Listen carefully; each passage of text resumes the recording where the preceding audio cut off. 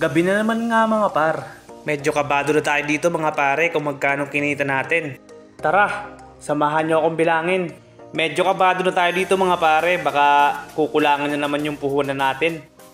Bale, anong nangyari? Inabot nga tayo ng 1-2 ngayong buong araw. At yun ay sakto lamang sa ating puhunan kanina. Hindi tayo nakaubos ng ulam mga pare, pero alam nyo yun, okay na rin yun. At least, meron na ulit pang puhunan bukas, di ba? 2 beses ko pa talagang binilang yan. Baka lumabis maging 1-3. Dahil gabi na rin naman, so ayun, kailangan na nating magligpit. Ayusin natin, check natin kung gaano karami yung natira. Ayan. So, ligpit-ligpit na. Nagyakag na rin yung paring Kenji ko na talagang umuwi na din.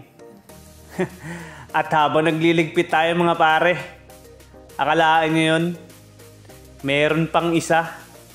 Ayan oh, si ate. Nagulat pa nga ako dyan eh. Ayun. Natuwa kami pareho ni Kenji. Akalaan nyo yun, may isa pa, pauwi na. Buti umabot ko ma'am. Kita nyo ba? Umaliwalas yung mukha ko. Iba talaga si Lord magmahal. Mapapangiti ka na laang. Oh, ay siya. Paano ba yan mga par? Next time ulit.